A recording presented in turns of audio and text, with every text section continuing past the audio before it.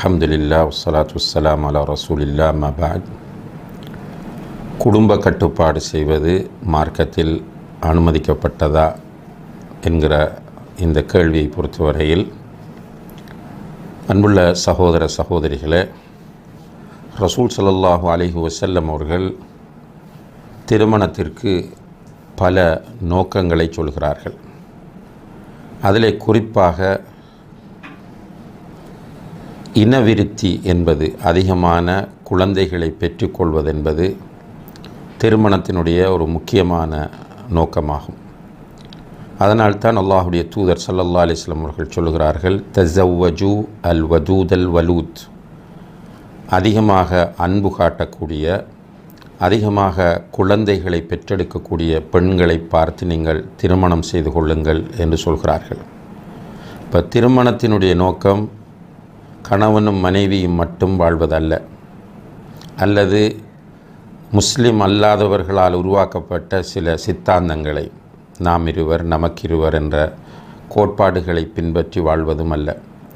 நமக்குரிய வழிகாட்டி நபிகள் நாயகம் ஸல்லல்லாஹு அலைஹி வஸல்லம் அவர்கள் சொல்கிறார்கள், நீங்கள் அதிகமாக குழந்தைகளை பெற்றுக்கொள்ளுங்கள், அதை வைத்து நான் மறுமையிலே பெருமைப்படுவேன் என்று அல்லாஹுடைய தூதர் ஸல்லல்லாஹு அலைஹி வஸல்லம் அவர்கள் சொல்கிறார்கள். இப்போ அல்லாஹுடைய தூதரை உயிரை விட மேலாக நேசிக்கிற நாம் நிச்சயமாக இந்த விஷயத்தில் அல்லாஹுடைய தூதரை மகிழ்ச்சி அடைய செய்ய வேண்டுமாக இருந்தால் அதிகமாக குழந்தைகளை பெற வேண்டும். வறுமைக்கு பயப்படக்கூடாது.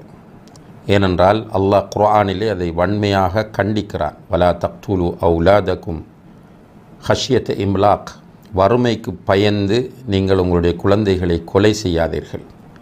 உங்களுக்கு உணவளிப்பதும் நாம் தான், அவர்களுக்கு உணவளிப்பதும் நாம் தான். எனவே ரிஸ்க் தருபவன் அல்லாஹ். வறுமை என்கிற காரணத்தை வைத்து குழந்தைகள் போதும் என்று ஆக்கிக் கொள்வது என்பது ஒரு பிழையான, அகீதாவில் தெளிவற்ற நிலைப்பாடாகும்.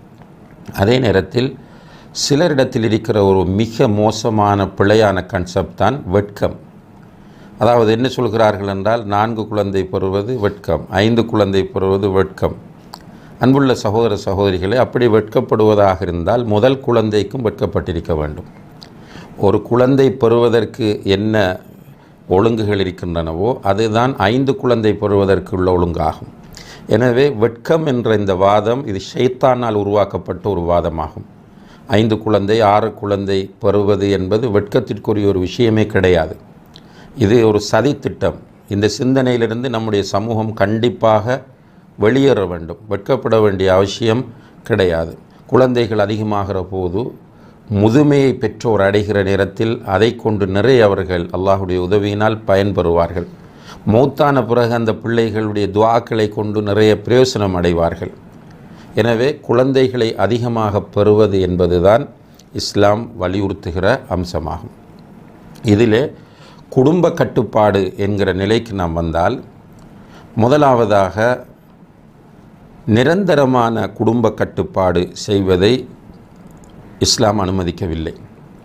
அது சிசேரியன் செய்த பெண்களாக இருந்தாலும் சரி, அல்லது ஒரு 6-7 குழந்தைகளை பெற்ற பெண்களாக இருந்தாலும் சரி, நிரந்தர குடும்ப கட்டுப்பாடு என்பது இஸ்லாமிய அடிப்படை விதிகளுக்கு மாற்றமானது என்ற அடிப்படையில் அது கூடாது. தற்காலிகமாக குடும்ப கட்டுப்பாடுகள் செய்யலாமா என்று கேட்டால், தற்காலிக குடும்ப கட்டுப்பாட்டை பொறுத்தவரையில் தேவைகளும் நியாயங்களும் இருந்தால் அது மார்க்கத்தில் தடுக்கப்படவில்லை என்பதை நாம் புரிந்து கொள்ளலாம்.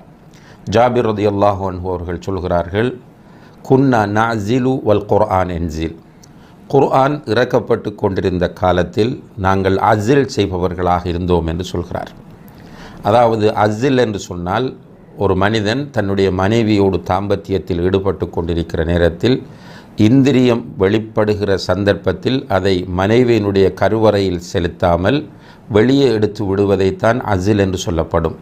இந்த நடைமுறையை சஹாபாக்கள் செய்திருக்கிறார்கள் என்பதை இந்த ஜாபிர் ரலியல்லாஹு அன்ஹு அவர்களுடைய செய்தியின் மூலம் அறிய முடிகிறது. இது புகாரியிலே பதிவு செய்யப்பட்டிருக்கிறது. இந்த ஹதீஸை ஆதாரமாக வைத்து தற்காலிகமான குடும்ப கட்டுப்பாட்டு முறைகளை பின்பற்றுவது தேவைகள் அவசியம் ஏற்பட்டால் மார்க்கத்தில் அனுமதிக்கப்பட்டிருக்கிறது என்பதை நாம் புரிந்து கொள்ளலாம். அந்த முறைகளும் கூட சைடு எஃபெக்ட் இல்லாத, அந்த பெண்ணுக்கு பாதிப்புகளை ஏற்படுத்தாத முறைகளாக இருக்க வேண்டும்.